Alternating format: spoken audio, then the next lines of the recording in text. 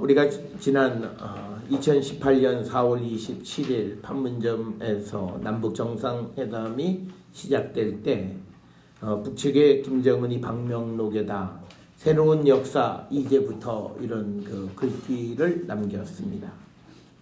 그런데 오늘 성탄을 맞이하는 우리가 바로 이 새로운 역사의 출발점에 서 있다라고 하는 사실을 우리는 꼭 기억을 하셔서 이제 예수 그리스도와 함께 시작하는 새로운 시대에 우리가 새로운 사람으로 온전히 세워질 수 있는 우리 모든 성도들이 되기를 주의 이름으로 축원합니다. 예수께서 이 땅에 오신 것은 우리가 여러 관점에서 우리에게 새 시대를 시작시켜 주신 놀라운 사건입니다. 오늘 우리가 함께 읽은 이사야 52장 7절로부터 10절에 있는 그 말씀을 통해서 보면 예수 그리스도가 메시아가 이 땅에 오심으로 하나님의 통치가 시작되었음을 알려주고 그래서 우리에게 기쁜 날이다 이렇게 말씀을 합니다. 그래서 이 메시아가 오신 것이 기쁜 날이듯이 예수님이 우리를 위해서 이 땅에 오신 이 날이 진정으로 우리에게 기쁘고 복된 날임을 우리는 늘 기억을 하셔야 되겠고, 이 새로운 시대가 열렸을 때 이 새로운 시대의 특징은 이제 하나님의 통치가 시작되는 시대이다 라고 하는 것을 우리는 잊어서는 안 됩니다. 하나님의 통치는 다른 것이 아니라 하나님의 뜻이 우리 가운데 이루어지는 거고, 그리고 이 땅에 하나님의 나라가 건설되어지는 것이 곧 하나님의 통치가 시작되는 것일 줄 믿습니다. 따라서 우리는 이제 우리의 구원자가 또 우리의 인도자가 우리의 그 구세주가 이 땅에 오셨기에 이제는 내 생각과 내 계획과 내 뜻대로 살아가는 자들이 아니라 철저하게 하나님의 뜻 안에 살아가는, 정말 하나님의 통치 가운데 살아가는 우리 성도들이 될 수 있기를 주의 이름으로 축원합니다. 뿐만 아니라 오늘 요한복음 1장 1절로부터 14절에 보면 예수님이 이 땅에 오신 사건은 빛이 어둠에 비친 놀라운 새로운 시작, 역사의 시작이다 이렇게 이야기를 합니다. 우리는 다 기억하듯이 지난 2016년 겨울에 우리는 촛불을 들고 어둠은 빛을 이기지 못한다 라고 하는 이 구호를 외치며 시위를 하고 또 새로운 시대의 문을 연 경험이 있습니다. 어둠은 빛을 이기지 못한다라고 하는 말은 사실은 성경에 있는 그런 글귀를 우리가 시대적으로 새롭게 한 말인데, 오늘 우리에게 주시는 이 말씀을 보게 되면 빛이 어둠 가운데 비치기 시작한 것, 바로 그것이 예수 그리스도께서 이 땅에 오신 것입니다. 그래서 우리가 죄와 죽음의 어둠 속에 있던 자들에게 이제는 영원한 생명의 빛을 비춰주신 참 빛인 예수님께서 이 땅에 오신 사건이 바로 성탄이 되겠습니다. 그래서 예수님이 이 땅에 오심으로 이제 우리에게 영원한 하나님의 나라, 그곳으로 우리를 인도해 주시는 참 빛이신 예수께서 이 땅에 오신 날이 바로 오늘 성탄이 되겠습니다. 오늘 주시는 이 요한복음 1장 1절에서 14절에서 빛이 어둠에 비쳤다라고 하는 말은 이제 우리의 삶의 모든 어두움을 우리가 몰아내고 우리가 참 빛 가운데 거하는 자가 되어야 한다라고 하는 겁니다. 그런 의미에서 우리가 이 성탄은 우리에게 새로운 출발점이 되고 새로운 시대를 여는 그런 전환점이다 이렇게 말씀을 드릴 수 있습니다. 따라서 모든 성도들은 우리의 삶을 그저 과거를 반복하는 그런 삶을 살아가는 자들이 아니라 이제 우리에게 빛이 비춰졌기 때문에 어두움을 몰아내는 자들이 되어야 합니다. 성경은 우리에게 분명히 이야기합니다. 빛은 어둠을 이깁니다. 그래서 내가 어둠 가운데 살려고 하면 내 인생은 고달플 수밖에 없습니다. 빛은 어둠을 몰아내고 어둠을 이기기 때문에 우리는 그 빛을 따라 살아갈 때 우리가 참으로 행복한 인생을 살아갈 수 있다라고 하는 겁니다. 그래서 우리의 참빛인 예수께서 우리에게 오셔서 우리 마음속에 또 우리가 살고 있는 이 세상에 빛을 비춰 주시기에 우리는 과거와는 다른 밝은 빛의 자녀의 삶을 살아가기로 결단하는 자들이 되어야 할 줄 믿습니다. 따라서 저는 우리 모든 성도들이 오늘 이 성탄절을 지나면서 내 속에 있는 어두움의 그림자들을 다 지워버리고 이제는 빛 가운데 거하고 그래서 우리 안에 그 밝은 빛이 비치고 그래서 그것을 통해서 세상을 밝힐 수 있는 그런 성도들이 되었으면 합니다. 예수 그리스도가 오심으로 인해서 우리에게 또 다른 의미의 새로운 시대가 열렸는데 이제 우리는 하나님의 자녀가 됐습니다. 과거에는 우리가 죄 가운데서 하나님의 심판의 대상이었다면 이제는 하나님의 사랑의 대상이 되었습니다.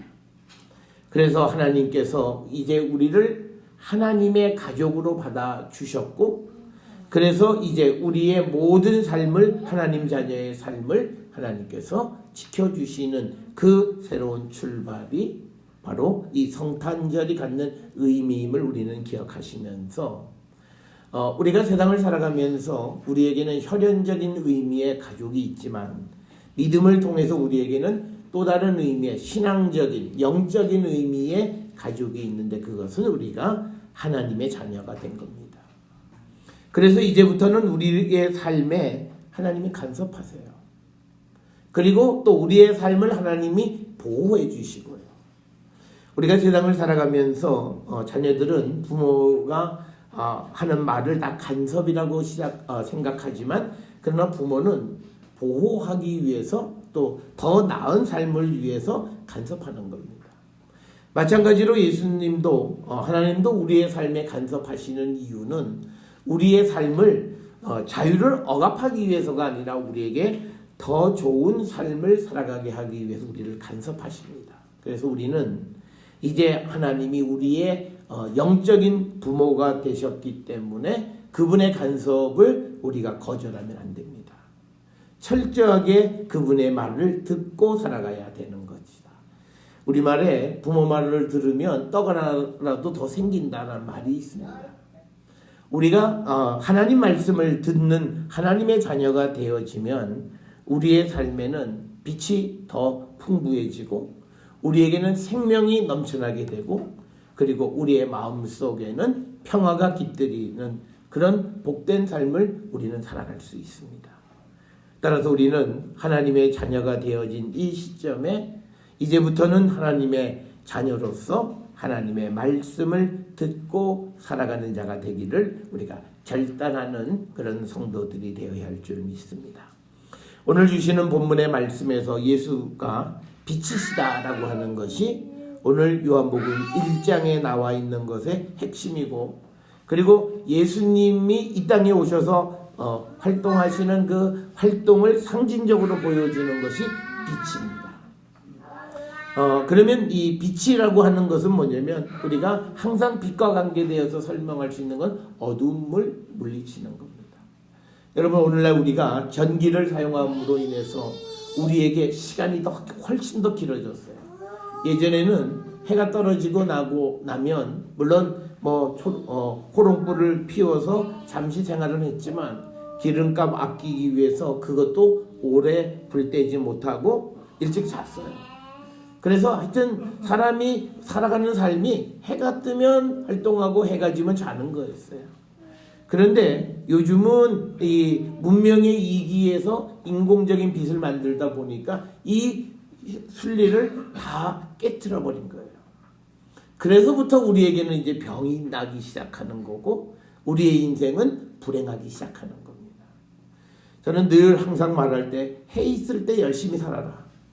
괜히 해 떨어진 다음에 뭐 한다고 나서지 말라. 제가 늘 학교에 있을 때 학생들에게 하는 얘기예요. 그리고 밤에 움직이는 사람처럼 잘하는 사람 별로 없어요. 그러니까 자기의 순리를 거슬러 살아가는 삶이니까 굉장히 이거는 별로 좋은 인생이 아닌 거예요. 지금 우리가 살고 있는 이 시대도 우리가 외국에 꼭 외국이 다 옳은 건 아니지만요. 유럽이나 이런 나라 가면 우리처럼 무슨 새벽을 밝히고 이렇게 움직이지 않아요. 그들이 우리보다 못 살아서도 아니고. 그러니까 사람의 겸손함은 뭐냐면 우리에게 주어지는 자연적 질서를 따라가는 거예요. 그래서 우리가 빛 가운데 거하고 빛이 있을 때 우리가 열심히 일하고 어두우면 자야 돼요. 그런데 요즘은 이제 어두워지면 이제 일어나서 활동하기 시작하고 길거리에 나가서 그러니까 전기만 많이 쓰는 거예요.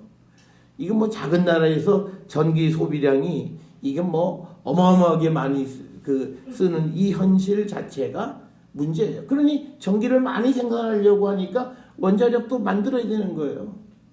필요 없는 전기를 많이 써요. 뭐 공장에서 제품을 만들기 위해서 열심히 일하는 거야 그렇지만 사실 우리가 너무 필요 없는 전기들 순리를 거슬러서 대단한 일을 하는 것도 아니에요. 그래서 여러분 우리가 예수 그리스도의 빛이 우리에게 비춰졌을 때 그래서 우리의 삶이 자연적 순리를 따라 살아가는 삶을 살아보세요. 그게 우리가 복음 안에 살아가는 삶에도 굉장히 도움이 됩니다. 여러분 우리가 세상 살아가면서 어둠에서 일어나는 일은 다 나쁜 일이에요. 좋은 일이 없어요. 무슨 만납시다. 만나서 저녁에 이야기하고 거기서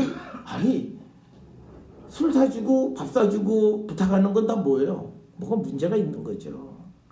당당하게 내가 받을 권리면 대낮에 가서 그냥 권리 주장하면 되는 거예요. 그래서 우리의 삶이 기본적으로 빛 가운데 살아가는 삶의 훈련을 하시는 것 우리에게 필요한 일이다라고 하는 겁니다. 그래서 예수님이 우리에게 빛이시라고 하는 것은 우리에게 여러 가지 복합적인 의미가 있지만 우리의 삶 자체가 어두움이 우리에게 없는 삶을 살아야 되는데 우리가 자연현상 속에서도 우리는 밝을 때 움직여 살아가는 사람의 습관을 가져야 돼요. 그러니까 우리가 그렇게 살면요 새벽 예배도 열심히 잘 나와요. 일찍 자니까 일찍 일어나잖아요. 간단해요. 늦게 자면 늦게 일어나는 거예요. 방법이 없어요. 그래서 우리가 자연적 순리를 따라 살아가는 삶이 우리에게 굉장히 유익한 삶이라는 거예요. 그래서 내가 새로운 시대에 새로운 삶을 하고 결단하면 내가 잠을 안 자고 그건요 저처럼 아주 40년 50년 동안 훈련된 사람이라 그러는 거죠. 여러분이 웬만하면 죽어요. 잘 때 주무셔야 돼요. 그러니까 가장 좋은 거는 해가 있을 때 일하고 해가 떨어지면 쉬셔야 돼요. 그리고 저녁 늦게 만나자는 친구 만나서 별로 좋을 일 없어요. 그럼 다 나쁜 일 하자고 같이 달려드는 거지 좋은 일 별로 없어요. 여러분 그래서 우리가 예수가 빛으로 이 땅에 오셨기 때문에 우리의 삶에서 피지컬한 현상적인 면에서도 우리는 빛 가운데 거하는 자들이 되어야 된다라고 하는 거고요. 특별히 우리는 우리 마음속에 어둠의 그림자들을 없애버려야 되는데요. 그거는 우리 속에 있는 탐욕입니다. 이기심입니다. 시기심입니다. 이런 모든 것들을 우리 안에 비춰서 그것들을 우리가 긁어내셔야 돼요. 그래야 우리가 건강하고 우리가 사람이 저 사람은 참 좀 어둡다. 저 사람은 좀 겉으로 좀 뭔 생각을 하는지 잘 모르겠다. 그리고 저 사람은 생각 자체가 별로 이렇게 밝은 사람이 그런 사람이 있어요. 그런데 우리는 예수가 우리에게 복음으로 우리에게 빛을 비춰주시기 때문에 저는 우리 모든 성도들이 밝은 삶을 살아가야 되는 건요. 탐심이 없어야 됩니다. 이기심이 없어야 되고요. 또 그리고 우리가 세상을 살아가면서 살짝 거짓말 잘하는 사람들이 있어요. 그러니까 거짓말이 생활되는 거예요. 근데 그거는 그 본인에게 잘못이 있다기보다는 학습 효과예요. 늘 어렸을 때 어머니가 항상 고모한테 전화하면 없다 그래. 그런 거예요. 있는데 없다 그러라고 그러고 할머니예요 그러면 엄마 아직 안 들어왔다 그래. 이런 거. 그러니까 아이들에게 이게 거짓말 하는 게 살아가는 어떤 방법인 줄 알고 사람들이 배워가는 거예요. 그러니까 부모들은요, 내가 언제 너 그렇게 가르쳤냐? 이렇게 얘기를 해요. 그렇게 가르쳤죠. 말은 안 했죠. 너 거짓말 해라는 말은 안 해요. 그런데 삶으로 아주 모범적으로 보여줬잖아요. 만나기 싫은 사람한테는 없다 그래. 그러니까 뭐예요? 우리가 세상 사람에서도요, 약속해놓고는요, 귀찮으면요, 이유를 만들잖아요. 그러니까 이게 관계가 좋은 게 아닌 거예요. 내가 약속을 하면 약속을 지켜야 되는데 그게 아니라 약속해놓고 내게 다른 또 내가 생각할 때도 좋은 게 생기면 거기에 맞춰서 다른 변명을 대고 거짓말을 대고 그래서 약속을 파기하고 이렇게 살아가는 거예요. 그러니까 어둠이에요, 그거는. 우리가 그런 삶을 적어도 살아서는 안 된다는 거예요. 그러니까 안 되면 난 피곤해서 못 만나겠어요. 차라리 이렇게 얘기해야죠. 근데 그렇지 않고 거짓말을 하는 거예요. 어디 집안일. 그러니까 우리 유명한 얘기가 있잖아요. 친구 아버지는 계속 죽어야 돼요. 친구 엄마도 계속 죽어야 돼요. 장례식은 계속 가야 되고. 그러니까 이건 뭐냐면 우리가 어둠이 있다는 거예요. 그러니까 적어도 예수 믿는 사람은 가정에서 작은 것으로부터 우리가 거짓하지 않고 그리고 우리가 욕심내지 않는 거예요. 그러니까 내게 주신 것이 족한 줄 아는 거예요. 그러니까 우리가 이걸 생각해야 돼요. 하나님이 내게 능력 조금 주셔서 내게 부족한 거는 창피한 게 아닙니다.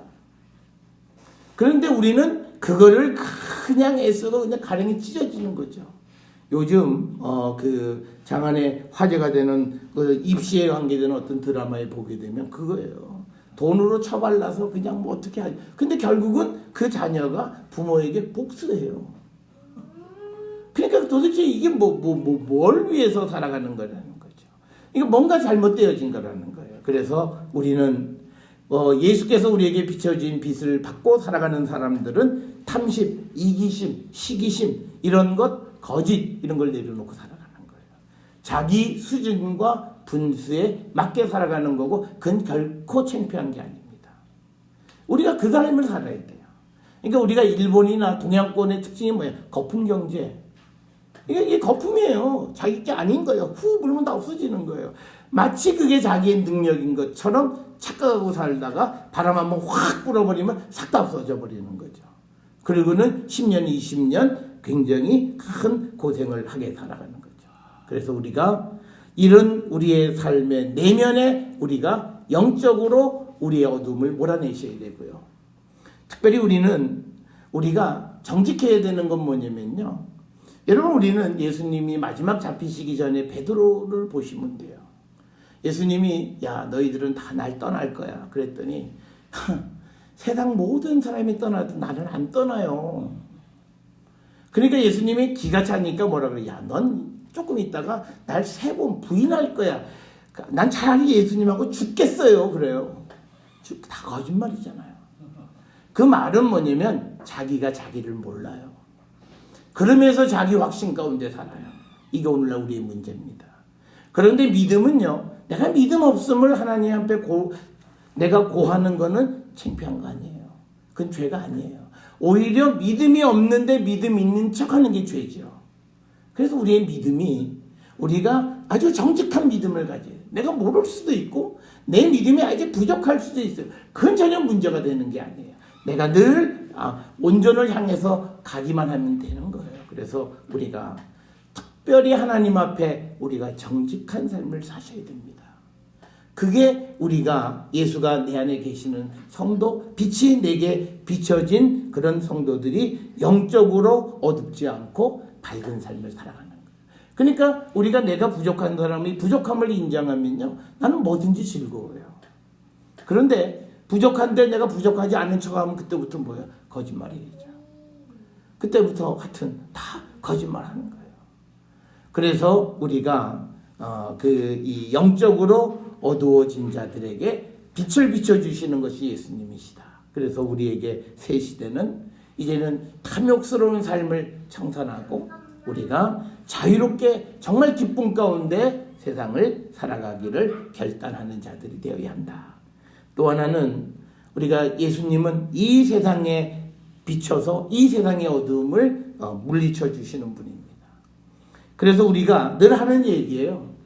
예수 믿는 사람은요, 반칙, 편법, 불법 이런 거 안 해야 되는 거예요. 그런 어두움을 몰아내시는 것이 예수가 이 땅에 오셔서 이 세상에 비치는 거예요. 그래서 우리가 예수 믿는 사람들은요, 우리가 정직하게 그냥 살아가는 거예요.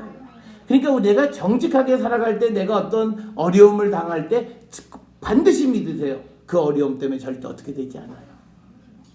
그런데 그 어려움을 피하려고 거짓말하는 것, 그것 때문에 문제가 생겨요. 그래서 우리는 예수님은 세상의 어두움을 밝히시는 분이에요. 그래서 세상에 있는 모든 우리가 반칙이나 편법이나 불법이나 이런 걸 따라가는 삶을 우리는 청산해야 돼요. 그래서 우리는 바른 삶, 정직한 삶을 우리가 살아가기를 결단할 때 그때 예수님은 우리의 소망이 되어주세요. 우리가 거짓말한다고 해서요, 세상이 좀 나아진다고 또 내 삶이 나아지면 아이 뭐 거짓말 그런가 보다. 근데 거짓말해갖고 절대 나아지지가 않아요. 우리가 예수께서 우리에게 주시는 말씀은 모든 거짓을 하나님 앞에 숨겨지지 않는다는 거예요. 다 드러나게 돼 있다는 거예요. 요즘 우리가 역사를 우리가 지나면서 우리가 좀 우리 사회에 우리가 거짓으로 불법으로 행했던 모든 것이 드러나는 그 경험을 우리가 지금 하고 살아가는 거예요. 그래서 우리는 예수께서 우리에게 오셨기에 그 예수를 따라가는 우리들에게는 이제 이 세상 속에서도 우리는 어두움을 밝히는 자들이 되어야지 암흑가의 아들처럼 우리가 살아가서는 안 된다라고 하는 것을 꼭 기억을 하셔서 우리가 이제 빛의 자녀의 삶을 살기로 우리는 결단하는 자들이 되어야 합니다. 뿐만 아니라 예수님은 정치적으로 속박 가운데 있는 로마의 압제 속에 있는 그 백성들에게 오셔서 그들에게 희망의 빛을 비춰주셨어요. 우리가 살아가는 모든 삶에 여러 가지 어려운 가운데에서 우리를 구원해 주시는 분이 예수님이세요. 여러분, 성경은 우리에게 딱 하나를 얘기해요. 너를 구원해 줄 자는 딱 한 분 예수님이라는 거예요. 부모도 아니고 돈도 더도 아니고 세상의 권력도 아니고 오직 나만이 예수님만이 우리를 구원해 주실 수 있는 유일한 분이시다. 그걸 믿고 우리가 어떤 어려움 속에 있을지라도 주께로 나가는 삶을 살아가는 것이 우리에게 비치신 예수가 비춰진 성도의 모습이라고 하는 것을 우리는 꼭 기억을 하셔서 여러분, 우리가 세상이 점점 어려워지고 힘들어진다고 그럽니다. 그런데 우리는 걱정할 게 없어요. 이때 우리의 진가가 드러나는 거예요. 다 어렵다고 그러는데 주님을 의지함으로 말미암아 그가 온전히 세워지고 하나님의 그 축복 속에 우리가 살아가는 자들이 되는 겁니다. 그래서 사랑하는 성도 여러분, 우리는 이 삶의 모든 어려움에 대해서 우리가 하나님께 의지하며 살아가는 자들이 되어야 되고요. 그래서 우리가 하나님의 은혜를 받으면 우리도 역시 세상에 어려운 사람들에게 나누고 섬기고 베푸는 삶을 사셔야 됩니다. 그러니까 우리가 예수 믿는 사람이 내가 일평생 얼마를 모아둬서 뭐 100억을 기증한다. 물론 대단한 일이지만요. 그러나 한 해 한 해 돌아가면서 생각해 봐야 돼요. 그가 매년 해야 되는 나눔과 섬김과 어느 때에 해야 될 일을 하지 않아서 누군가가 어려워지진 않았나를 돌아봐야 돼요. 그래서 여러분, 우리는 많은 걸 갖는 것이 중요한 것이 아니라 작지만 그러나 그 작은 것을 가지고 서로 나누며 살아가는, 우리말 속담에도요, 우리가 무슨 콩 한 조각도 너나 먹고 좁쌀도 나눠 먹는다고 그러는 우리 조상들의 속담이 있는 거예요. 예수님이 우리에게 가르쳐 주신 건 그거예요. 그래서 우리에게 새로운 시대는 오늘날 모든 것이 뭐예요? 개인주의, 이기주의, 이걸 부추겨요. 그리고 나만의 삶. 그런데 우리는 그런 삶을 살아가는 것이 아니라 함께 더불어 살아가는 삶을 살아가고 나와 전혀 관계없는 사람들의 삶에 관심을 갖는 거예요.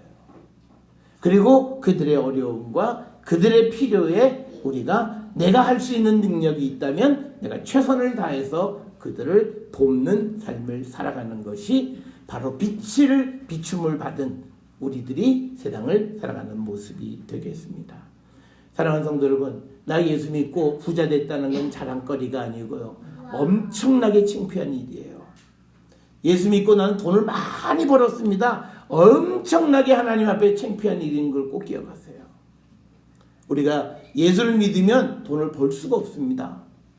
예수를 믿으면 버는 족족 나눠줘야 되는 거예요. 그래서 우리는 통로의 역할을 하는 거예요. 그게 성서적인 그런 경제관이에요. 그러니까 그러면 우리는 또 뭐라고 생각하는 거예요? 예수 믿는 사람은 평생 우리가 뭐 언제 가난하다 그랬어요? 돈을 많이 모으지 못한다는 얘기죠. 여러분, 우리가 돈의 위력은요, 필요할 때 내가 그거를 통해서 뭔가를 부가가치를 나타내면 돼요. 내가 100억이 있고 1000억이 있으면 뭐예요? 안 쓰면 뭐 아무 의미가 없잖아요. 그 1000억보다 내게 당장 중요한 100만 원이 더 중요할 수 있어요.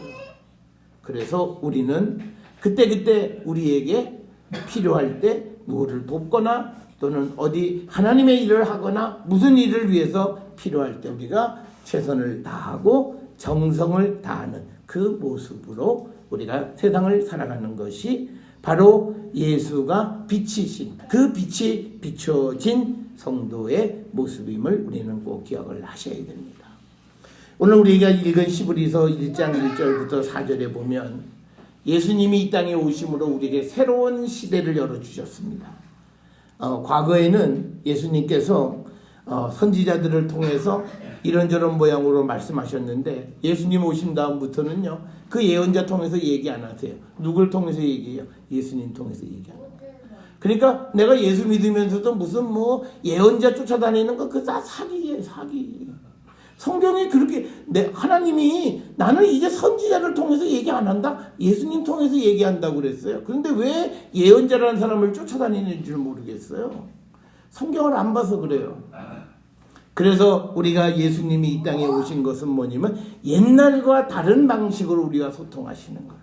선지자를 통하지 않으시고 이제 마지막 날 종말이 가까우면서 이제 아들을 통해서 우리와 대화하세요. 예수님을 통해서요.